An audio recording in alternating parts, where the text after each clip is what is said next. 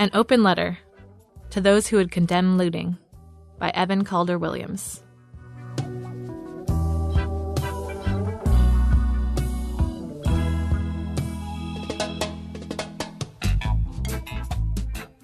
This text was written in August of 2011, shortly after police shot and killed a black man named Mark Duggan in North London.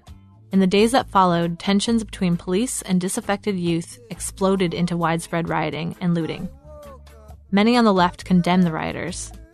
The text that follows continues to be relevant because the police will continue to kill people of color, people will continue to respond, and the left will continue to condemn them for it.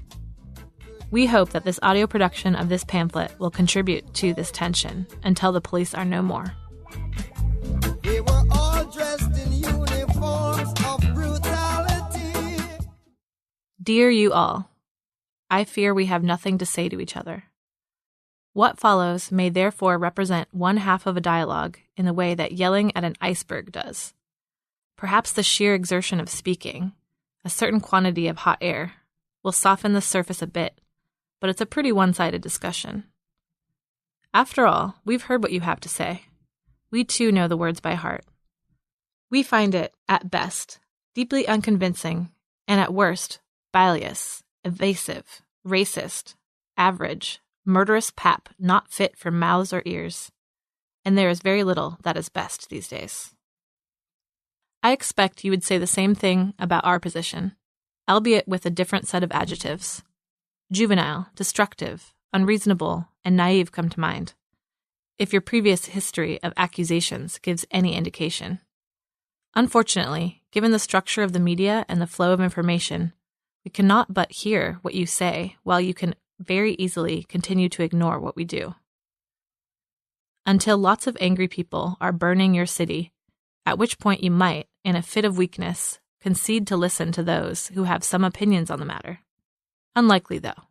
We live in noisy times. It is too bad, though, because we actually agree on a few things.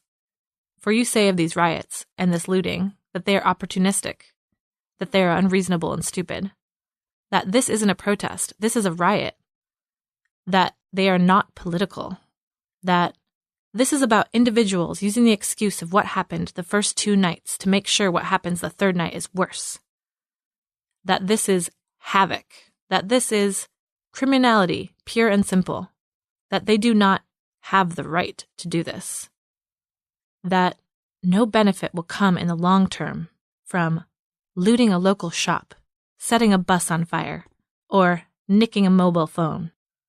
Above all, as you, Home Secretary, put it, there is no excuse for violence. There is no excuse for looting.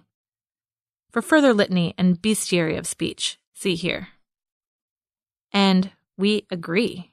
There are some points of difference, it's true. We don't think these people are apes, rats, or dogs. But we believe that you truly see them that way, and that what happens now is not the reason for your belief. It is merely a confirmation of how you've always thought of those who are definitely more poor and often more brown than you. As for the claim that your error lay in that we should have helped the IPCC come closer to the Mark Duggan's family more quickly, it seems that you have already helped the police come plenty close to his family in the worst way possible. One can't really say that it was the delay of the IPCC's approach to the family that is the problem here, can we? Doesn't it have more to do with the fact that he did not shoot at the police who murdered him? Lastly, we agree that what we're witnessing now has absolutely nothing to do with that shooting. And that is the real difference, the tiny crack between us that widens into a yawning gulf, a division that cannot be squared. For we want to understand the world in its historical particularity, how and why it has gotten to be the way that it is, and why that is unsupportable. You, however, simply want to make sure that it goes on as long as possible. Regardless of the quality, regardless of the consequences, regardless of anything other than your collected capacity to declare that it's a nasty world out there, but at least we have our decency. At least we sit high enough to look out over the killing fields. At least we got here by legal measures. And how dare they? How dare they? But, despite this, you've said much that is entirely correct. Let us, then, begin with where we agree. How many rivers do we have to cross before we can talk to the boss? Number 1, this isn't political. Political here would seem to mean that which has the character of politics, or that which pertains to the set of concerns and questions addressed by the activity and category called politics. That seems clear enough.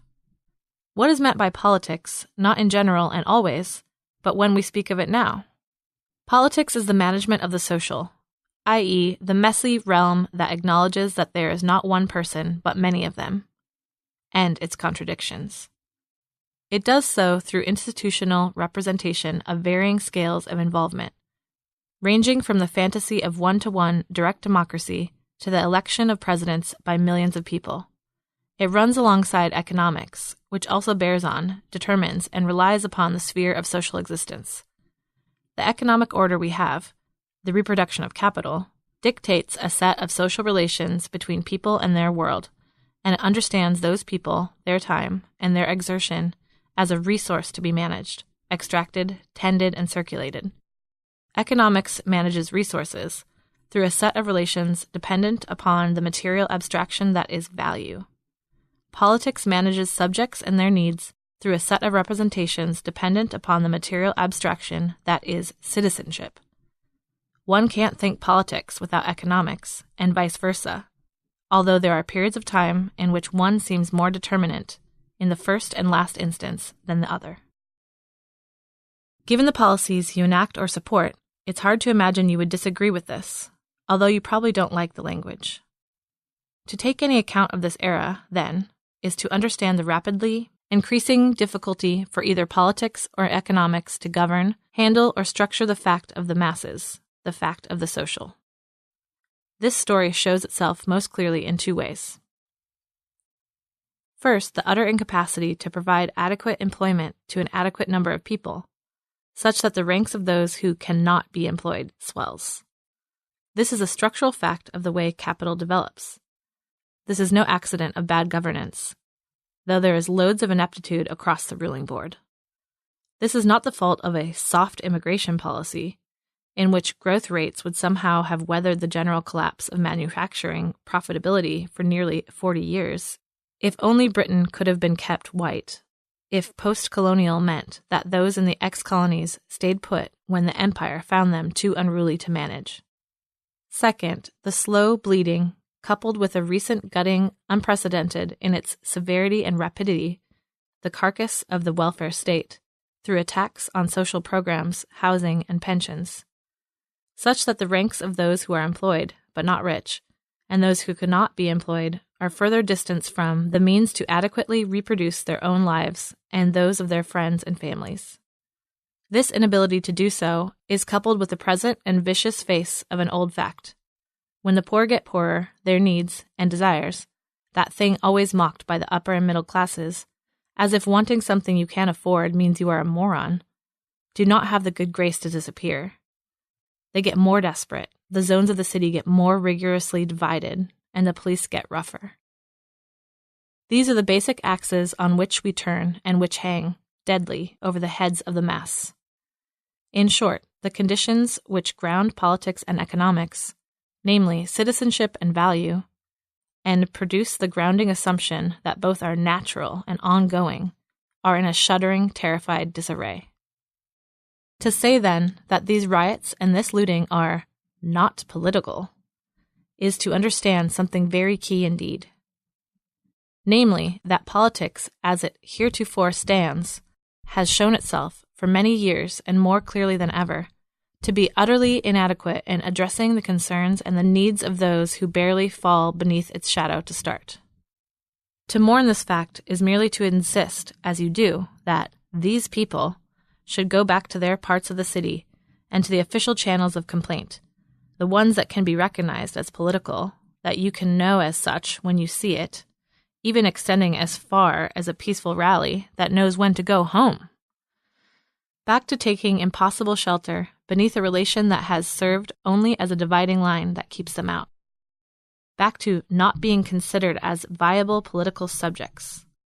As such, only when they act not politically, skipping the mediation of citizenship and representation to appear, does that term even appear as a negative definition.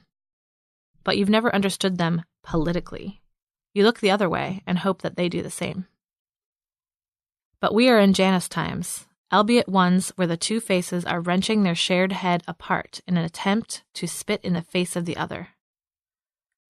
Riots are the other side of democracy, when democracy means the capacity and legitimacy to vote into place measures that directly wound the very population they purport to represent.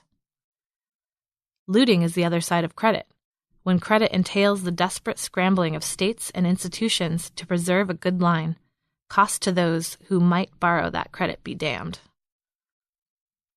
It is, to be sure, a coincidence that these specific few days have seen at once the riots, the lowering of the U.S. credit rating, and severe turbulence on stock markets. But it is not incidental. Rioting and looting are as old as the economic extraction and political management of populations. In a time when such extraction and management stop working so well, in which work itself is seized up, how can stopping and seizing not come more to the fore? And havoc, that which is being wrought? One of the earlier meanings of the word was not destruction as such, the thing wrecked, but the cry uttered that was the sign and injunction to start plundering. You cry havoc. Havoc, then, is the other side of class, which itself meant, and means, both a division of people into classes for the purpose of extracting wealth, taxation, and a calling to arms. Havoc is held off by class and threatens to overwhelm it, the anarchic turn of stealing and laying waste that eliminates, negatively, this other relation of legal theft and sanctioned destruction of lives and resources. Havoc is the basic criminality of class. Are you surprised to see that it is hard to contain? All of we got, it seems we have lost. We must already pay the cost. Number 2. This isn't fair. This is a common rejoinder, and again, it's entirely true. Folded into it is a fully legitimate recognition of the damage and trauma being done, primarily through loss of property, to many who clearly are nowhere near rich, who also scrape to get by, who build up a small life over many years. And for those who would ask us, in hopes of mocking us, yeah, but what if it was your house, your car, your shop? We say, we would be furious. We would be devastated. How could we not? Because the point here has nothing to do with legitimating violence or with the disavowing the shock and horror of those caught in the crossfire. It is that insofar as the very standard of the political collapses, insofar as its basic capacity to adequately capture and express the contradictions of an enormous mass of lives, so too its basic conceptual standards. Above all, the very notion of compromise, which is fundamental to the blockage of real attempts to intervene in disastrous situations. The very idea of a cost-benefit analysis, and joined at the hip to the economic concepts, the notion of equivalence and equality, such that you could adequate between the suffering and rage of desperately poor teen shat on by the country that mocks, loathes, and criminalizes him, and the suffering and trauma of a poor shop owner whose store was looted, whose capacity to get by is already stretched thin by gentrification-fueled rents, economic downturn. For us to genuinely think beyond the deadly impasse of politics is to reject these forms of evaluation and weighing, to abjure fairness, and instead to say, it is brutal that people are so cut off from access to bare necessities that they have to sell drugs and are consequently jailed for life for doing so. It is brutal that a family watches their home burn because of a riot. It is brutal that police shot first. It is brutal that people need to defend their stores with baseball bats in fear of losing them. It is brutal that people have to spend their lives working in those stores in fear of losing them. None of these are mutually exclusive. They are all true. But it is precisely that notion of restricting dissent and struggle to politics that performs the operation of grouping them into sides, such that you could balance and weigh them.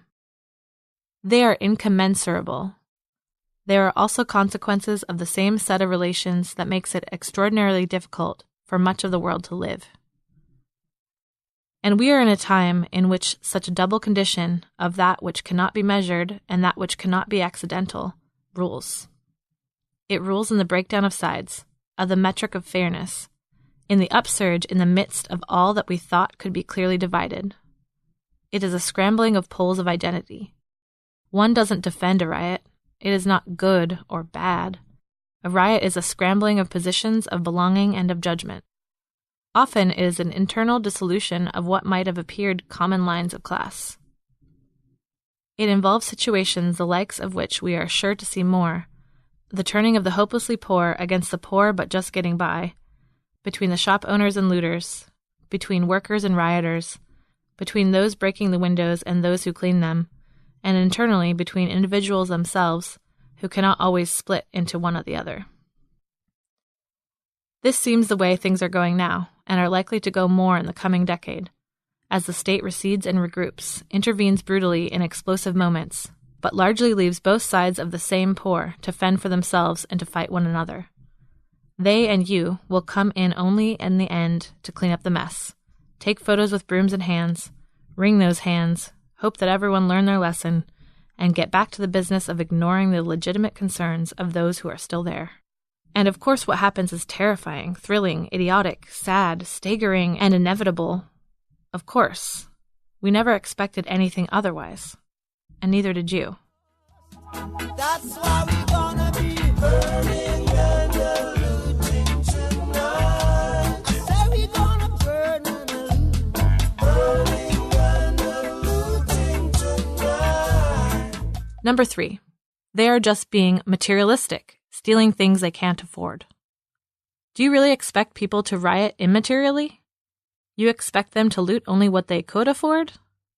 But as before, we agree in the letter of your condemnation, people are taking this material situation as an opportunity to steal things they cannot afford, or can only with real difficulty, to purchase. That is entirely true. But in saying so, there are two separate issues, twin intertwined strands of bullshit. First, this recurrent accusation of materialistic signals a broader refusal not of consumerism, with which you are well familiar and for which you cheerlead full-throated, but of the material fact of social disruption. To speak with disdain at the materialistic nature of these days is to speak, beneath your tongue, of a desire that people should go back to protesting in ways that remain representational. Be counted, be seen, be ignored, go back to the places they live, remain there. It marks your horror at what it looks like for protest to become material, and, at that point, no longer protest. To recognize this is not to give up any degree of judgment. One can, of course, and should, think hard about the inflections of this shift, about what it means for this material critique of the city, to hit indiscriminately, to not differentiate between corporate chains and local business. And to think hard about this means to act in such a way as to contribute to that inflection, to throw oneself into or in the way of it, as one wishes. But buried beneath the attack on the crass materialism of the looting is a nastier worm, that of distance and sheen, that supports critique and dissent precisely to the degree it remains irrelevant and immaterial, that is to be seen and heard and not ever felt. More particularly, though, this condemnation of being materialistic marks both a startling absence of self-reflexivity and an insistence on pathologizing, racializing, and dehistoricizing the poor and angry. Because let us be very honest, you who work, who have the opportunity to do so, who perhaps had it handed to you, or who fought tooth and nail to get that opportunity, you who earn an honest living, do you truly work only to cover the bare necessities? Do you work just enough to pull off a base level of caloric intake, a hair short of an empty room, an indulgent pint at the end of the week, and bus fare to get you to your job? Do you disdain desire beyond that? No, you don't. We don't. Even if you are among those who can rarely afford them, you want and you work and scrape and cheat and borrow to get expensive trainers, big screen TVs, sport utility vehicles, prams that resemble sport utility vehicles, expensive vodka, pants with the name of a certain brand on the ass that make your ass look good, earrings, cologne, cigarettes that don't taste like cardboard, video games, diamonds, good quality beef. Or worse, you play at being above that. And so you want a brand new hybrid, soap made from hemp, something locally farmed, a flat with bamboo floors, the complete works of Matthew Arnold. And so, even before the question of criminality emerges, how those goods get gotten, you are condemning the looters for something else, for wanting the very objects you want. You are condemning them for your desire. You are declaring that desire is to be abject and unacceptable as soon as it is untethered from the legitimation of labor. You think, then, that they are supposed to desire and be refused its payoff, that such is the fundamental condition of the poor, to want and to go wanting, that want is supposed to be identical to access. Such that when you bend the stick towards counterfactuals, as many of the condemners slightly left of center do, and say, well, it would be different if they were just taking food, nappies, medicine, the things you need to get by. What is being said is that they should steal only goods of a quality equivalent to their social standing. The poor, whose standard of life is not very high, should have goods whose standard is not very high. They should not be taking pre-rolled cigarettes. They should not be taking champagne, or at least not the good stuff, and only for special occasions. They should not be taking large televisions, for they do not deserve these things, and they should know better. And you are misunderstanding this fundamentally if you reduce it to simply a desire for goods. An act of taking is not a neutral redistribution of commodities on the market. For what is it to loot? To loot is not to shoplift. It is not to steal, which implies the coherence of a relationship between potential property owners from the one who owned it to the one who takes it, such that the latter comes to own it as property, however ill-gotten. This is not looting. Looting is not consumerism by other means. Looting is going for broke, and in doing so, breaking down the consistency of property as a title and as a transfer between particular subjects. Looting is necessarily collective. Fantasies of a proletarian Rambo aside, it is not a solo endeavor. It is a horde of people taking everything, for it implies also the total nature of the theft. Not tactical, nor careful, not sly. It is a moment of total abandon, defined by the fact that it treats all it comes into contact with as within reach. The verb is just a version of the noun loot, which means booty, or stolen property. And so too the relation it has to the stores, streets, city, and world in which it takes place. It sees all as already booty, property already theft, gathered, hoarded behind glass and steel. It is, therefore, a genuine collapse of this very logic you trumpet and with which you scold, of deserving, of being adequate to your cash flow, of being and wanting nothing more, of having the realism of frustration that the poor alone are asked to accept. It is an attack. Your nervous, pacing anxiety at this is entirely understandable, given that it has very little to do with them. Rather, it points up the way you understand your own property, your own lusts, your own taste. Namely, that you have no particular interest in a nice pair of trainers because they are comfortable, look good, help you run fast. That is incidental. The specificity of your desire is negative. It is that which you don't want other people to have them. That what you crave is not plenitude as such, especially not for the many, but the condition of general scarcity over which your meager holdings rise like a tower. All the more so because you will deny and denounce it, play it down. After all, displaying wealth on the surface is supposed to be the province and practice of the poor and tasteless. Not even have the decency to flaunt it. Well, times are tough, but I'm getting along okay. We all have to tighten our belts a bit sometimes. You condemn, then, those too hungry, pissed off, bored, sick and tired, and desperate for not having in practice the self-denial you ape. With one exception. There is one thing they are supposed to want and are supposed to do whatever possible to get them. Jobs. And so... One more thing, burning all pollution tonight. Oh yeah, yeah, burning all illusion tonight. Number 4, they don't work. They are criminals. Yes, to not work under capital is criminal. It is structurally so, a fault, an offense, that which calls out for punishment. Hunger, jail, coercion. Now that we have left behind the era of general wars, home ownership, and the cross-class production of children, full-time work is the guarantor of adult status, of citizenship, of being a proper subject. The absence of work, that is, labor recognized as such, is a general criminalization of populations before any legal transgression technically occurs. It is locally so because insofar as work means sanctioned labor, then to not work means that one must labor in modes that are technically criminal. Steal, sell stolen goods, sell drugs, sell your body, con, beg, squat, loot. And in a time when there aren't enough jobs to be had, or, God forbid, when people don't want to labor, don't want to throw their lives into hours of toil and boredom from which they, their families, their friends, their parts of town, will only reap only the smallest portion of reward, in such a time to keep telling people that this isn't the right way to go about things, is literally and precisely to say to them, you will not be able to work, and you will not be able to not work. You should scrape by, and you should be quiet about it. However, it would behoove you and all of us to clarify just what is meant by work. In brief, it is the exchange of one's time and exertion, a portion of a life, for a certain quantity of commodities, money being the most common and infamous one.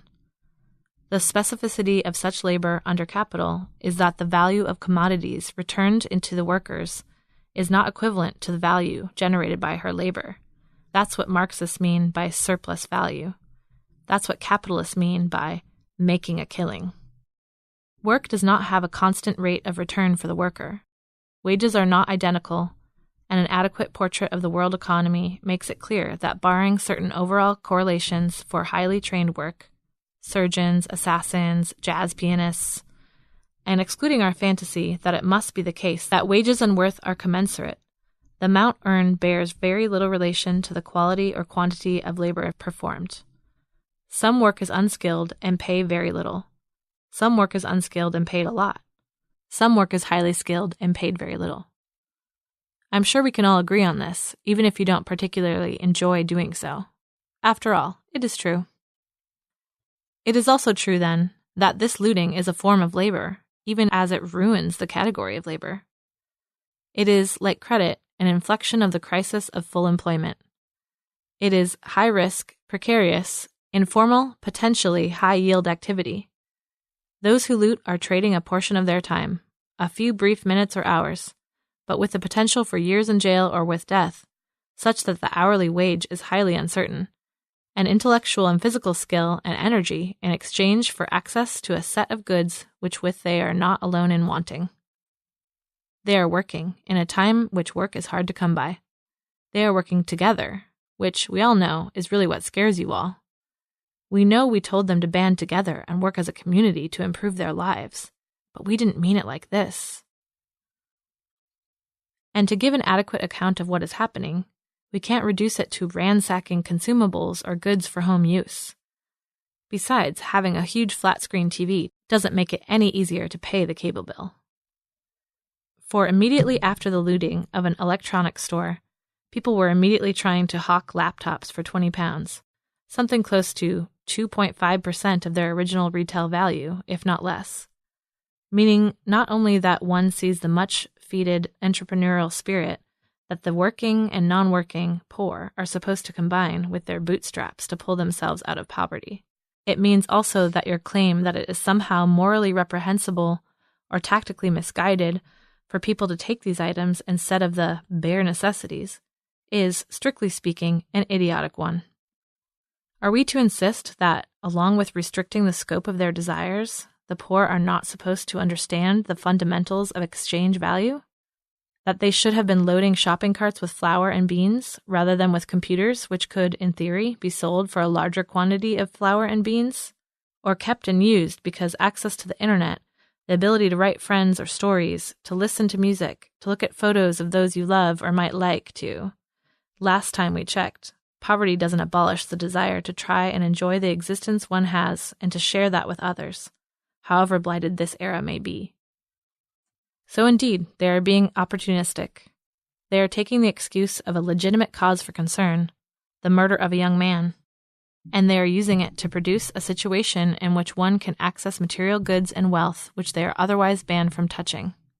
To blame anyone for this is to share in a profound and inane mystification of the world, as though the basic workings of capital were not fundamentally oriented around the seizing of opportunities. Such as, for example, taking the opportunity of excess populations of the poor and of the global character of labor to keep wages down. As though only the poor took opportunities. As if one should be restrained from taking a risky chance to better one's life. As if fighting, in however loathsome and violent a manner, against a loathsome and violent social order, was supposed to remain political and therefore ignorable. As if, after all, the stakes of all this was not material, not about how one does or does not live a life, not the very disaster of the social. Give me the food and let me grow. Number 5. They have no right to do this. This isn't how you protest. Of course they have no right to do this. It is for that reason that it is not a protest. A protest is that which one has the right to do. It is that which you recognize the minute you see it and forget as soon as it passes from your immediate field of vision. Perhaps the worst article of your faith, the thickest bile on your tongue, is to now dare to suggest that 1. There are some legitimate concerns behind this. 2. That, as Tim Godwin, acting commissioner of the Metropolitan Police, put it, there are conversations we need to have, but they don't excuse what is happening. Number 3, the riots are not going to make these conversations happen.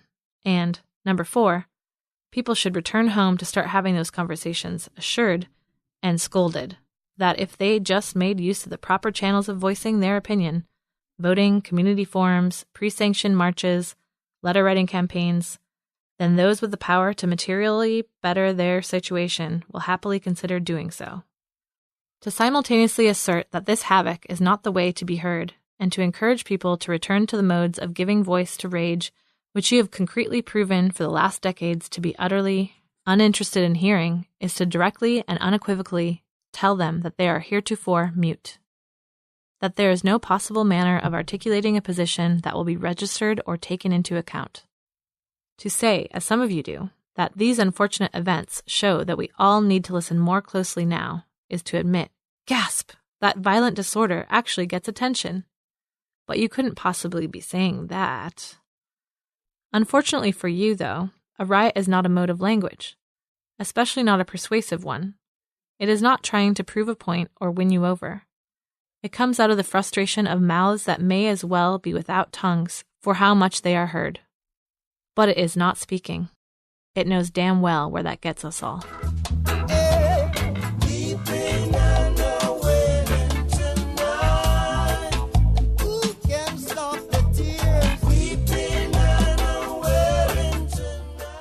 Number 6. This is indiscriminate violence. It isn't being targeted. Another point of clarity is crucial here. Despite what you think, class status and human decency are not identical. Barring the rich, who are almost universally rapacious assemblages of fecal matter and ego. It's a shame, as it would make class war so much easier, diversions of allegiance so much cleaner. But from the extremely poor through the middle class and back again, there are those who are stellar, those who are mediocre, and those who are vile. The difference is solely in how these tendencies get expressed. Those atrocious humans with enough money to stay within the law express it by beating their wives in private and cheating their workers out of fair wages. Some of those without the money to do so are those, in recent days, who are indeed acting horrifically, savagely. Anyone who justifies this is a moron. And we have as little interest in fetishizing all violence as such we do in condemning all those who riot, because some people are nasty pieces of work and see a good chance to fully act as such. But it is entirely unacceptable to extrapolate a general case from this, as it is to imagine that you could clearly sort out a very few nasty people from a situation in which many people have lived through some very nasty situations, and, frankly, don't care a whit about offending the propriety or ruining the property of those who have had an easier time of it, who know very well what they are doing.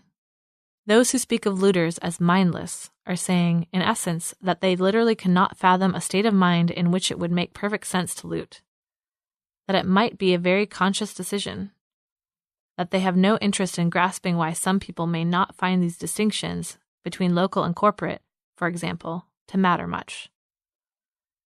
We understand why such a desperate rescue measure of condemnation is necessary, though. For what is at stake is less the prospect that people will support what happens than the very real fact that what is happening is a rupture of the enclosures of rent, privilege, and race that are supposed to keep the poor in their part of town, where they can be left to prey on one another, in zones from which all social services are abandoned other than the police. Therein the common refrain ringing out all over now. I can't believe this is happening in X. I've been following the news, and it seems far away. I never expected it to happen in X too. One can never expect this. The passage from a designated zone of poverty to a partially generalized impoverishment of the city as a whole. It necessarily comes as a moment of horror, even without a moral condemnation, for it is the coming apart of clear lines of demarcation and restriction. It is an unbinding. It leaves buildings and cars as black skeletons, and it does not have a general hovering over the battlefield map. It spreads. But we will say that there is a basic ethical injunction of the present, and it is closely connected to this. It is the structuring condition of the real movement of what has long been called communism. It is not the redistribution of wealth. It is the redistribution of poverty, which occurs in the process of those who have nothing finally starting to get and take theirs. From this, the only ethical grounding we can have, and the only one we need, is to understand that there are two options, and they are mutually exclusive. There is that which more evenly shares across us all the staggering violence and contradictions of our present. And there is that which continues to demand that those most brutalized and left to fend for themselves should continue to bear the brunt of the train wreck of contemporary life. You insist on the latter, and you find plenty of ways to justify and reinforce this. We insist on the former. It is messy. It is harder going. It's been so for a very long time. And it will only continue to be so, more and more, the worse things get, the more you continue to parrot your skipping record of key phrases, while behind your words, jails crouch and swell, armies bristle. Number 7. There is no excuse for this. It is just destructive. All the more because there is no excuse. There is no order or structure that excuses those who insist on the latter. Not in theory or in concept, which may be easy enough to put these words in our mouths and hands, but in doing what they need to get by and to not accept that they should just get by, that they may want, that they see everything that there is to offer that they can't have, that they are pissed about this, and now they aren't having it. There is no excuse for this, but this is a time in which one either makes excuses or takes them. You make them. We stand both with those who take them and with those whose lives are disrupted by a situation in which such a taking is necessary. The very language of victims is wrong. But nevertheless, we can say that it is not true that you are on the side of those who are losing small businesses. It is the way in which you have left some to rot and allowed others to exhaust themselves in trying to go on that means that they will pitch themselves, and whatever rubble is found in the street, at one another. And you've long welcomed this state of affairs. It was this that Hegel meant when he wrote of cunning, of the way in which the general idea, here the ceaseless preservation of capital and its relations, doesn't pay its own penalty. As he put it well, it is not the general idea that is implicated in opposition and combat, and that is exposed to danger. It remains in the background, untouched and uninjured, and it allows the particular, the passions, desires, needs, days of those who live within and beneath it, to contend with one another, to hurl themselves against property and bodies. Sometimes, rarely, the passions exceed the idea and threaten to derail it, if only for a while. This may be one of those rare times, in all of its bloody confusion and urgency, in which cunning stalls and slips. Because people are going to get theirs, one way or another. Too bad if it doesn't sit well with you. Too bad for all of us that it comes to this, as there's no doubt that this will come to nothing insofar as one might imagine coming to something, as the construction of forms of collective action, development of infrastructure, and capacity to make otherwise. That clearly is not what's currently at stake. But here we speak to ourselves, not to you, because for all your cruel insanity, we are far from innocent in the failures of thinking. And we, this amorphous we, but not the left, however that may be defined, have slipped on at least 3 fronts. Number 1. We cannot allow the severity of what happens to occasion or to excuse a call for the police to reinstate order. This is not because of social disorder being good or bad, those childish words tossed around. It is because it is not for us to call. It is what will happen regardless of our opinion. As such, if we have anything to say about it, it can only be a critique of A, the way in which that kind of response is precisely what brings about situations like this in the first place, and B, the way in which this situation will be used to retroactively justify the ongoing treatment of the poor as criminals, the very treatment that engenders such an explosion. We utterly reject any such auto-verifying realism, anything which will confirm your condemnation. We do not consider it coherent to think that the solution to this problem is the further and the more relentless application of that problem, the criminalization of the poor. We do not think that the confusion of the time justifies such a perversion of reason or its outcomes. Number 2. We cannot allow our critique to remain critique at a distance. We cannot remain afar and venture claims as to what they should do or not do, any more than we should call on the state to do what it will or won't do regardless of our urging. To do so is to fall back onto the logic of condemnation, to appraise and judge a situation in which one takes no part. If one thinks that the rioters should attack large corporate stores instead of local businesses, one should encourage, actively, on the ground, with an armful of bricks, the former, rather than merely denouncing the latter.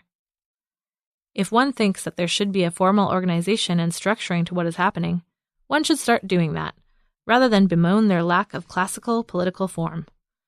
If one thinks that what matters is to defend, with force, homes and businesses, then one should do that, together with others who think that, rather than wait for the police.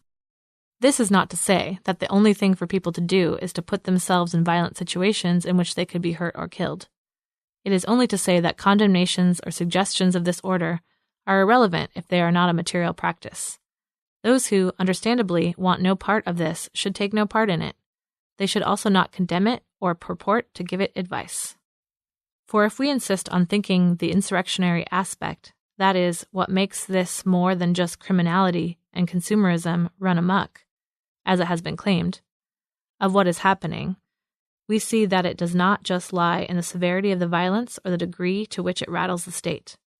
Alongside from the fact that many of those rioting are getting themselves organized in a very serious way, even though it does not look like what people recognize as political organization, the insurrectionary character is also, strangely, in the fact that shopkeepers and others are taking care of themselves with baseball bats, that they are acting against an insurrectionary situation. Because it is here that there is a falling apart of previous lines of assumed allegiance, that there is a massive rupture in the consistency of everyday life, a rising up not of all against the state in a clear division, but a rising up on many fronts, a boiling over of contradiction that indexes the full delegitimation of the state's capacity to manage its population in the eyes of that population, a taking action without waiting for the mediation of the police. Is such a thing pretty? No, not in the least, but it is part and parcel of the negation of the given. Number 3. From this is perhaps the key distinction, albeit one that appears initially a flight into the overly abstract. That is, we have to insist on the difference between destruction and negation, for it is this difference that constitutes the particularity of communist thought, and the elision of that difference that constitutes the most common attack on the thought and practice of those who aim to extend it. You only know how to negate and critique. You just want to destroy. You cannot offer anything constructive. What is happening in London as of late has been a lot of destruction. Buildings and cars have been smashed and burned. Nothing is being constructed. There is not a blueprint, plan, or program. One speaks of social negativity, and it shows itself in the destruction of a portion of what exists. It indexes a hatred of police, of a city that keeps them shunted off to the side, of windows that guard things that cost too much to own, of being told you need to make your own way and getting arrested when you try to do so, of all those who look suspiciously at them when they pass because they wear hoods and have dark faces. But this is not a negation as such, even as it is a part of the process of it. Negation, rather, is the removal of the relations that sustain a given order as it stands, relations like property, law, and value.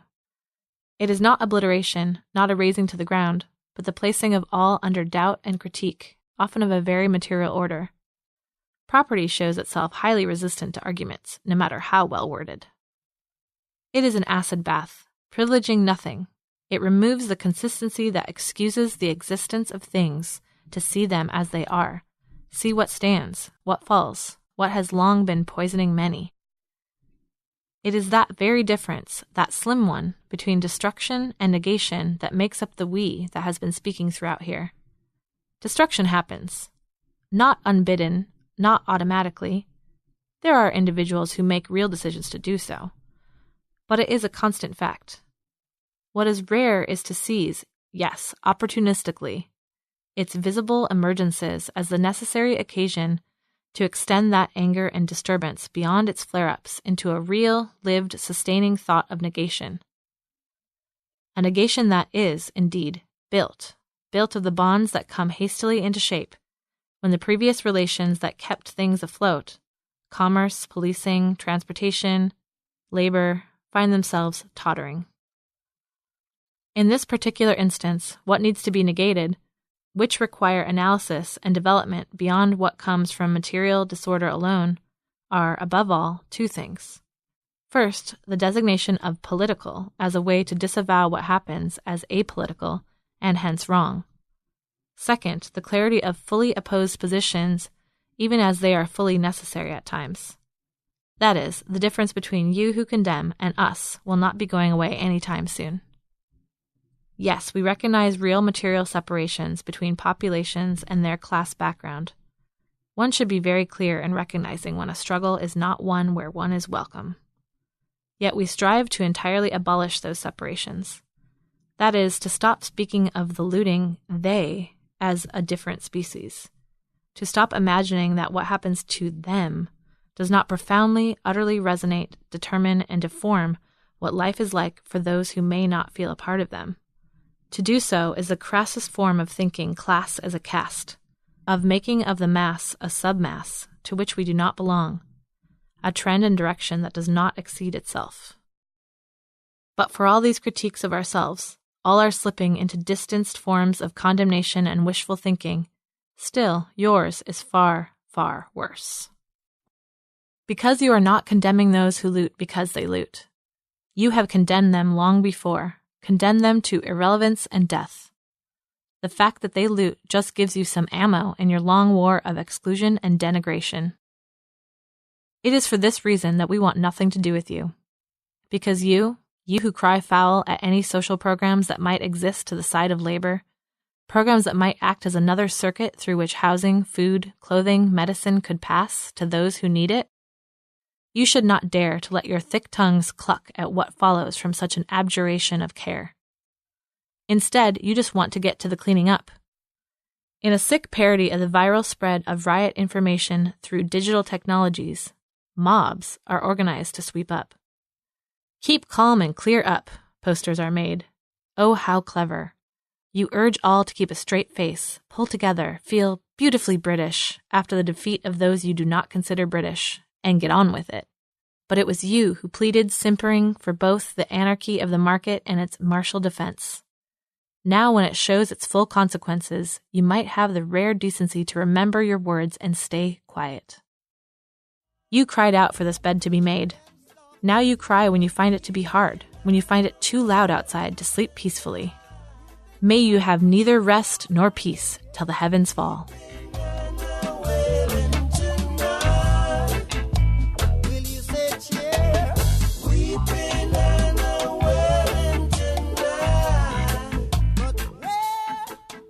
We hope you enjoyed this AudioZine. For more, go to resonanceaudiodistro.org.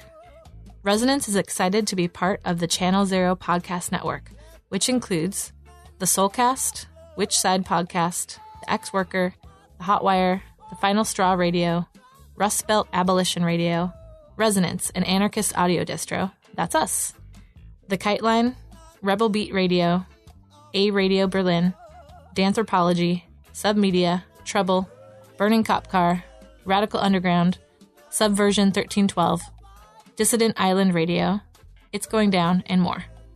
For a 24-hour anarchist audio stream, go to channelzeronetwork.com and listen to a trailer for one of the other podcasts in the network now.